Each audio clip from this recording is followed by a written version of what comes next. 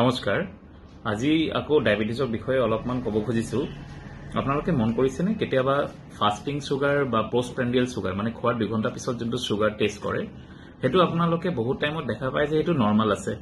অথচ যোনটো আমাৰ 3 মাহৰ এভাৰেজ HbA1c হেতু লক্ষ্য কৰিব কেতিয়াবা বহুত হাই থাকে হেতু 8 9 10 হেনেকুৱাও থাকে সো এইটো ডিসকৰ্ডেন্ট ব্লাড টেষ্ট বা ৰেজাল্ট বুলি কয় হেতু কাৰণটো কি আৰু কেতিয়াবা আপুনি দেখা পাব যে HbA1c বহুত নৰমাল কিন্তু ফাস্টিং বা PP2 যেনেকুৱা থাকিব লাগিছিল নৰমাল মতে হেনেকুৱা নাই সো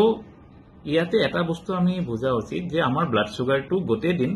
এটা লেভেলতে না থাকে তাতে বহুত ফ্লাকচুয়েশনস হয় স্পেশালি যিবিলাক মানুহৰ কিডনিৰ বেমাৰ আছে ডায়াবেটিক কিডনি ডিজিজ বা ক্ৰনিক কিডনি ডিজিজ বা যিবোৰ মানুহৰ মেটাবলিজম ব্ৰিটল ডায়াবেটিস বুলি কয় কিছুমানৰ যত ফ্লাকচুয়েশনটো বহুত বেছি হয় কেতিয়াবা বহুত হাই সুগাৰ হ'ব পাৰে কেতিয়াবা বহুত লো হৈ যাব পাৰে সো তাৰে বহুত কেটা ফ্যাক্টৰস আছে সো হেনেকুৱা ক্ষেত্ৰত অকল ফাস্টিং বা পোষ্টপ্ৰেন্ডিয়েল সুগাৰ চালে আমি গোটেইখিনি একচুয়ালি যোনটো সুগাৰ তেওঁৰ কন্ট্ৰোল হেতু আমি গম নাপাও ইনফ্যাক্ট HbA1c যোনটো কৰো হেতু কৰিও আমি গম নাপাও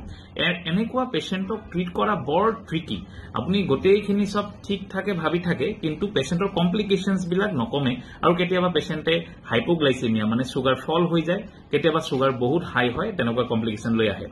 সো এনেকুৱা ক্ষেত্ৰত আমাৰ হাতত আজিকালি নতুন এটা বস্তু আছে এটো ডিভাইস দেখা পাইছেনে এটো হল এটা সেন্সৰ এই সেন্সৰডাল আমাৰ হাতৰ ইয়াতে আমি লগাব পাৰো আৰু ইয়ে গোটে 14 ডেজ এও আমাৰ সুগাৰটো ৰেকৰ্ড কৰি থাকে যোনটো আমি এটা ল্যাপটপ আৰু এটা ফোনৰ লগত আমি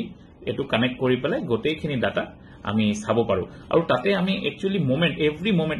1 মিনিটত ই স্ক্যান কৰি যায় কিমান সুগাৰ আছে আৰু তাতে আমি গম পাব পাৰো যে কি কৰিলে আমাৰ সুগাৰটো বাঢ়ি গৈ আছে কোনটো মেডিসিনৰ খোৱাৰ পিছত বা খানা খোৱাৰ পিছত সুগাৰটো বাঢ়িছে কেতিয়া কমিছে সো এইটোৰ পৰা আমি গোটে এটা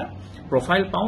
যত মোৰ দেন 10 প্যাৰামিটাৰ্স থাকে তাৰ পৰা আমি গোটেইখিনি পেশেন্টৰ কোড ঠিক কৰিলে তেওঁ সুগাৰটো কন্ট্ৰোল কৰিব পাৰি এইখিনি ইনসাইটস আমি পাব পাৰো সো এটো কন্টিনিউয়াস গ্লুকোজ মনিটৰ বুলি কয় CGM সো এয়াৰ এটা সেন্সৰ থাকে লগতে আমি কিছুমান এপ বেসড বস্তু আছে যোনটো পেশেন্টৰ মোবাইলত থাকে পেশেন্টৰ মোবাইলটো খালি ইয়াৰে অসৰত লৈ পেলাই স্ক্যান কৰি থাকিলে হল আৰু ইটো একদম সৰু ফিলামেন্ট যোনটো আপোনাৰ পেইনলেস অলমোস্ট বুলি ক'ব পাৰি সো